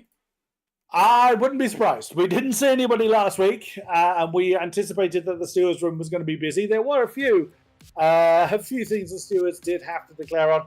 I suspect they're going to be hellishly busy tonight. I think busy is honestly going to be a bit of an understatement. Just the scale of the scale of the race, what's at stake, especially in some of these championship fights. And you look at how hard some of these drivers were pushing. I know I made a little bit of a side comment earlier that the car width of space not always necessarily being left. And while we do know that the F1 drivers and the F1 Esports scene is known for its very liberal definition of hard but fair racing, quite often you do get a fair bit of squeeze, but they do still leave that respect out on the track. Like, they do give enough runoff for them to keep going. I am curious to see what stewards make of some of the happenings, and of course it is the responsibility of the drivers to report it. I think that's the bit that people miss. They can look at stream, but if the drivers don't report it, it doesn't get reviewed. Absolutely, and the stream can only see one specific perspective. We don't see everything. There is only us two. We don't have an army of spotters and crews and what have you throughout the circuit. We cannot see everything, and we only see it for the brief moment that it happens. We can't take into consideration lag, desync, or whatever else has happened up to that point. We only see what happened at that particular time. We can't replay it or anything like that. That is for the stewards to do, and exactly as Happy says, it is up to the drivers to report it. If they don't report it, it doesn't get looked at. Even if it looked really obvious or blatant, if it doesn't get reported, it doesn't get handled. Simple as that. Yes, and that is really all it boils down to. So if the drivers are that intent on getting it adjudicated and getting it looked at by the stewards, they need to do their due diligence. They need to ensure that they're filing the proper reports with the proper procedure if they want to give it a fair chance. So that is where we currently stand, and as we look forward to the next round, as we're not going to be seeing anyone coming into the interview box, unfortunately, so 2 rounds on the trot, we are going to be heading over to Las Vegas, one that we've seen a little bit of mixed reception, but I think it is their first... I think this is actually its league racing debut, technically, Vegas, right now. If in a couple of weeks' time it does stay on the calendar, because it does say it does depend on the track limits being reviewed by the team at Codemasters. Yes. Sometimes these issues do prevent reliable or league racing to take place in a kind of safe manner. Sometimes the track limits are, to put a word to it, unreasonable. So sometimes the calendar has to be looked at and things like that mid-season. But we will see what happens as next week we stay stateside for Las Vegas, as Sappy says. And Las Vegas is one that we could potentially look forward to, but if it does end up changing, then the place that you can go to is to our official Discord server, where you can keep an eye on all the action and any announcements should the roster change. So well done to all of the drivers as we come out of round 7 and head into round 8, the final few rounds before our season ender over at Brazil, the end of October. But for now, thank you once again to King Kodiak for sharing the commentary box. Next week, we will be having Nathan back, so I do want to say it's been an amazing 2 rounds, and thank you for stepping in on short notice, mate. You've been an absolute pleasure. It's always great fun to be alongside you once again, Snappy, and to be here at WOR. Thank you very much to those that have been with us, either live or post-event. Your company is always welcome. Great rating once again here at WOR, and we look forward to more of the same next time out. Take care, folks. We will see you very, very soon. In 2 weeks, you join us for the Las Vegas Grand Prix. But until then, take care.